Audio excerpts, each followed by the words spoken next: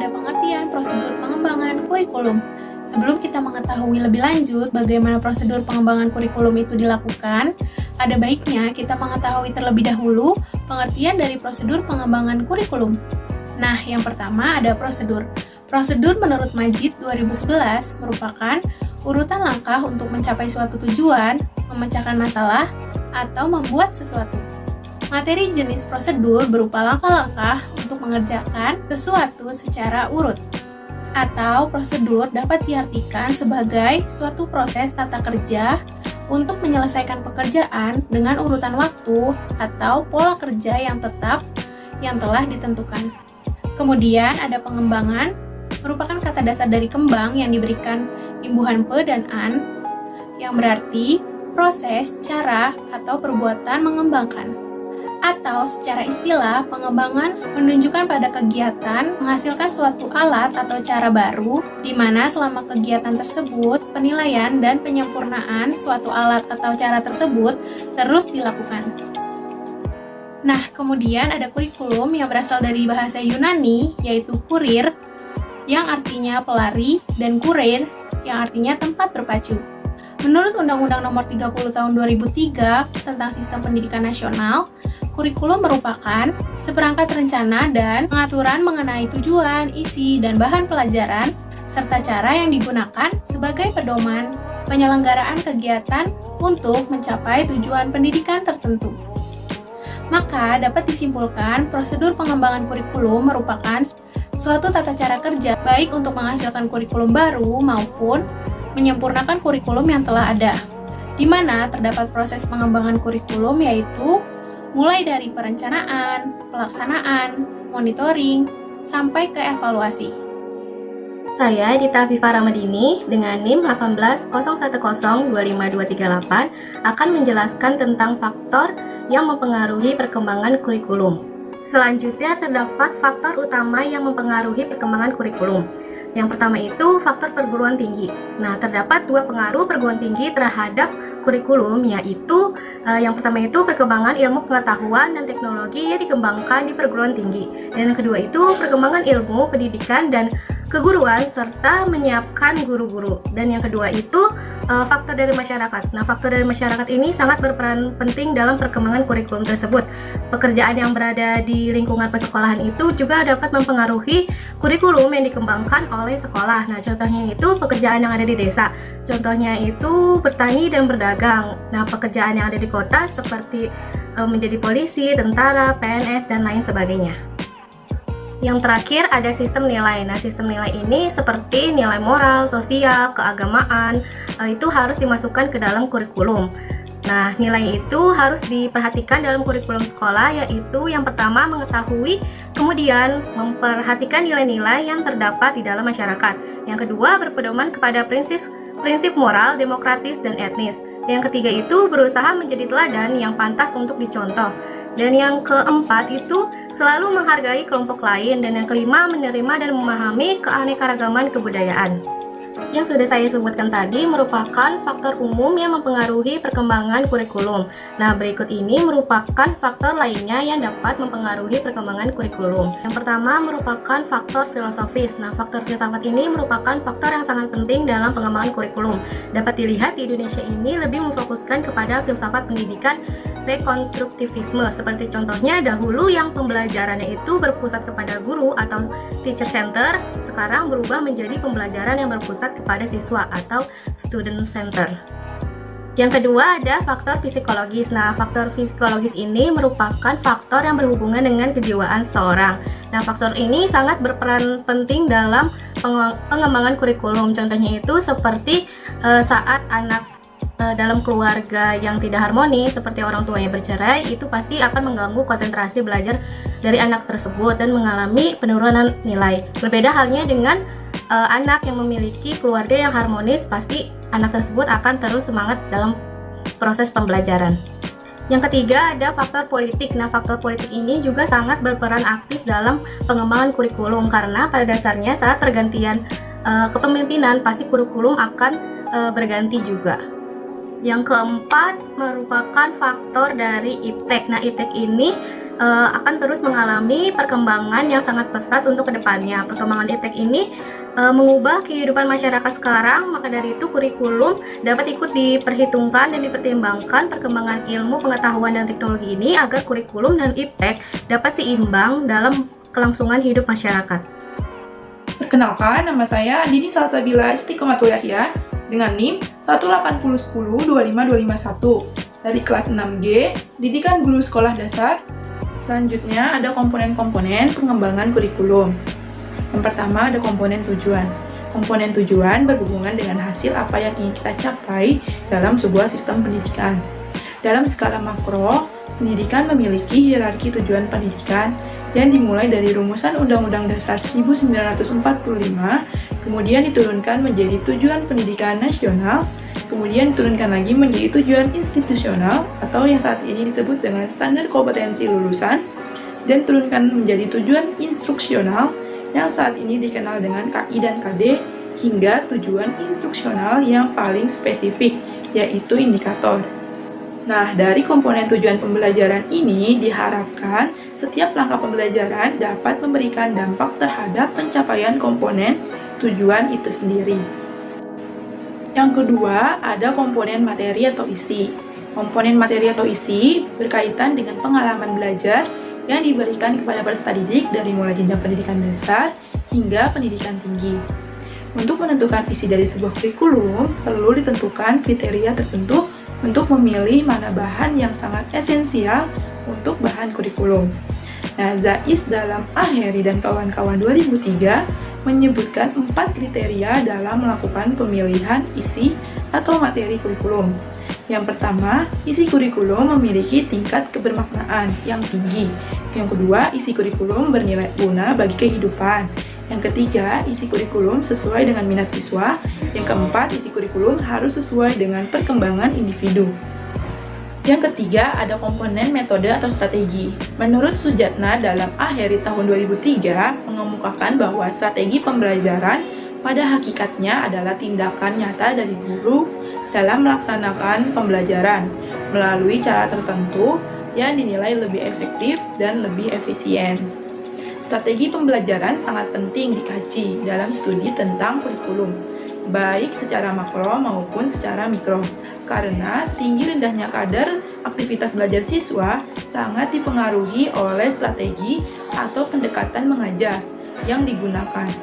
Nah, Richard Anderson dalam Aheri tahun 2003 membagi pendekatan tersebut menjadi 2, yaitu pendekatan berorientasi pada guru dan pendekatan berorientasi pada siswa. Yang keempat, ada komponen evaluasi. Komponen evaluasi ini ditujukan untuk menilai pencapaian tujuan-tujuan yang telah ditentukan, serta menilai proses implementasi kurikulum secara keseluruhan, termasuk juga menilai kegiatan evaluasi itu sendiri. Hasil dari kegiatan evaluasi ini dapat dijadikan sebagai umpan balik untuk mengadakan perbaikan dan penyempurnaan pengembangan komponen kurikulum. Selain itu, Hilda Taba dalam Aheri dan kawan-kawan tahun 2003 berpendapat bahwa yang menjadi fokus dari evaluasi ini adalah tingkatan di mana siswa mencapai tujuan. Dalam tinjauan tentang sumber-sumber prinsip pengembangan kurikulum, Peter V. Olive mengemukakan bahwa paling tidak ada 4 sumber yang menjadi acuan dalam prinsip pengembangan kurikulum. Yang pertama ada data empiris. Data empiris merujuk pada pengalaman yang terdokumentasi dan terbukti efektif. Yang kedua ada data hasil penelitian. Yang ketiga legenda atau kisah rakyat. Dan yang keempat data hasil pertimbangan umum atau akal sehat. Selanjutnya, Sukma Dinata dalam bukunya yang berjudul Pengembangan Kurikulum Teori dan Praktek menyebutkan beberapa sumber pengembangan kurikulum. Di antaranya, 1. Kehidupan dan pekerjaan orang dewasa, di mana isi kurikulum disesuaikan untuk mempersiapkan anak menjalani kehidupan dan pekerjaan orang dewasa. Yang kedua, budaya dan masyarakat, termasuk di dalamnya semua disiplin ilmu yang ada sebagai pengetahuan ilmiah, nilai-nilai, perilaku, dan unsur kebudayaan lainnya. Yang ketiga, anak sebagai pusat atau sumber kegiatan pembelajaran. Hal ini dikarenakan yang menjadi fokus dalam penyusunan pengembangan kurikulum bukan sesuatu yang akan diberikan pada anak, tetapi bagaimana potensi yang ada pada anak dapat dikembangkan secara optimal. Yang keempat, ada pengalaman. Pengalaman dalam pelaksanaan penyusunan kurikulum sebelumnya, baik sesuatu yang negatif maupun hasil evaluasi positif. Yang kelima, tata nilai di masyarakat, termasuk nilai-nilai apa saja yang akan diajarkan di sekolah atau dalam pelaksanaan kurikulum. Assalamualaikum warahmatullahi wabarakatuh. Perkenalkan, nama saya Kwamila Jauzamantika dengan NIM 18010250005, kelas 6G, Prodi PGSD, Fakultas Keguruan dan Ilmu Pendidikan, Universitas Muhammadiyah Profesor Dr. Hamka. Saya akan mempresentasikan mengenai mekanisme pengembangan kurikulum. Baik, kali ini saya akan memaparkan mengenai bagaimana mekanisme pengembangan kurikulum. Ya, dalam pengembangan kurikulum tentunya ada beberapa tahap yang harus dilalui. Di antaranya, tahap 1 yaitu studi kelayakan dan kebutuhan. Biasanya pada tahap ini dilakukan analisis kebutuhan program dan pengonsepan dasar dari pertimbangan pengembangan kurikulum. Biasanya, pada tahap ini dilakukan studi lapangan dan juga dibutuhkan dokumentasi oleh tim pengembang kurikulum. Yang selanjutnya adalah tahap 2. Tahap 2 yaitu penyusunan konsep awal perencanaan kurikulum. Konsep awal biasanya dirumuskan berdasarkan keterampilan. Setelah itu, pada tahap ini juga dirumuskan mengenai tujuan, isi, dan juga strategi pembelajaran seperti apa yang akan dilakukan. Tentunya sesuai dengan pola kurikulum yang sistematik. Tahap selanjutnya ialah tahap 3, yaitu pengembangan rencana dalam pelaksanaan kurikulum. Penyusunan rencana biasanya mencakup penyusunan seperti silabus, kemudian RPP, dan sumber-sumber material lainnya. Oke, selanjutnya yaitu tahap 4. Tahap 4 ini merupakan pelaksanaan uji coba kurikulum di lapangan. Tahap uji coba kurikulum di lapangan ini dimaksudkan untuk mengidentifikasi tingkat kehandalan kurikulum, kemudian kemungkinan pelaksananya seperti apa, mengidentifikasi mengenai keberhasilan dan hambatan, mengidentifikasi masalah-masalah yang timbul, serta faktor pendukung tentunya yang berkaitan dengan pelaksanaan kurikulum. Nah, yang selanjutnya ialah tahap kelima. Tahap kelima ini merupakan tahap pelaksanaan kurikulum. Pelaksanaan kurikulum ini terdapat 2 kegiatan yang dilakukan. Kegiatan pertama yaitu kegiatan diseminasi. Kegiatan diseminasi merupakan pelaksanaan kurikulum dengan lingkup sampel yang lebih luas. Kegiatan yang kedua yaitu pelaksanaan kurikulum secara menyeluruh yang mencakup seluruh satuan pendidikan dengan jenjang yang sama. Yang selanjutnya ada tahap 6. Tahap 6 di sini ialah tahap pelaksanaan penilaian dan juga pemantauan. Tentunya, dalam pelaksanaan kurikulum, tahap penilaian dan pemantauan itu sangat penting. Penilaian di sini dimaksudkan untuk menilai desain kurikulum dan juga dampak yang terjadi. Dan tahap yang terakhir ialah tahap ke-7. Tahap ke-7 ini merupakan tahap pelaksanaan perbaikan dan penyesuaian. Tentunya setelah pelaksanaan kurikulum, kemudian ada tahap penilaian kurikulum, terdapat tahap perbaikan kurikulum apabila hal tersebut dibutuhkan setelah mengevaluasi kurikulum. Selanjutnya, saya juga akan memaparkan mengenai langkah-langkah pengembangan kurikulum. Adapun langkah yang pertama yaitu analisis dan diagnosis kebutuhan. Sama halnya seperti mekanisme pengembangan kurikulum, bahwa langkah analisis dan juga diagnosis kebutuhan menjadi langkah awal ataupun langkah pertama dalam pengembangan kurikulum. Biasanya, pada langkah analisis dan diagnosis kebutuhan ini akan memperhatikan dan mempelajari 3 hal, yaitu kebutuhan siswa, tuntutan masyarakat, dan juga kebijakan pemerintah. Kebutuhan siswa dapat dilihat dari aspek perkembangan psikologi siswa.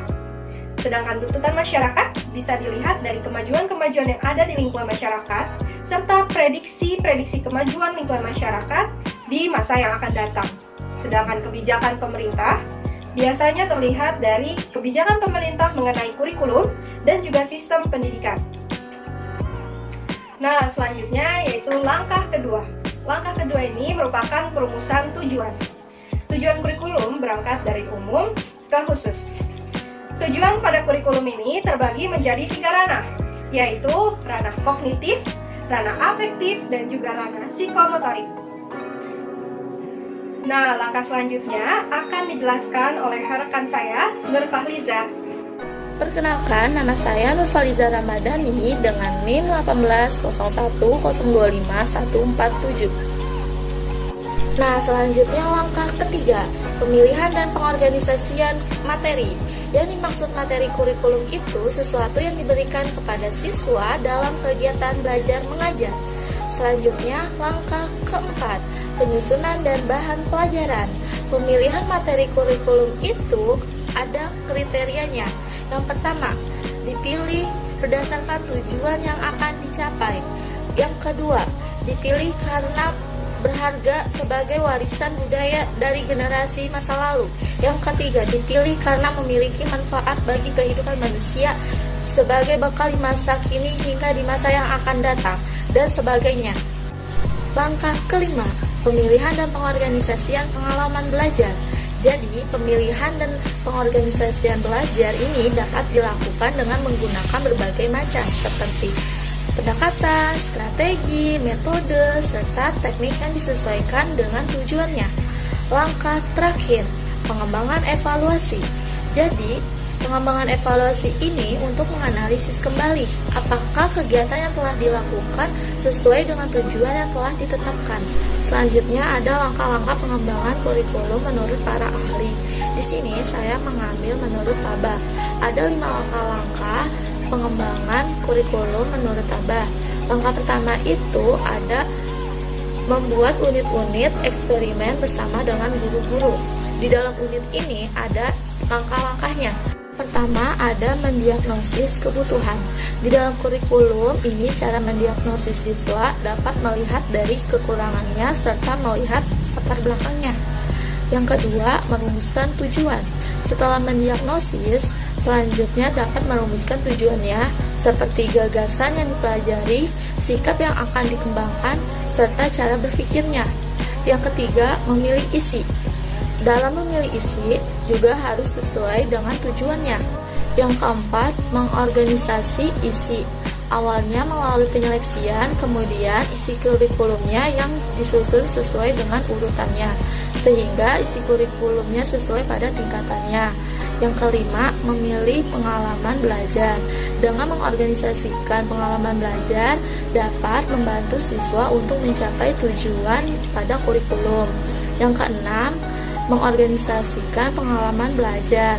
Guru dapat mengajak siswa dalam menentukan bagaimana mempersiapkan pengalaman-pengalaman belajar agar mereka memiliki rasa tanggung jawab. Yang ketujuh, evaluasi. Dengan adanya evaluasi dapat melihat apakah pembelajaran tersebut sudah mencapai atau belum.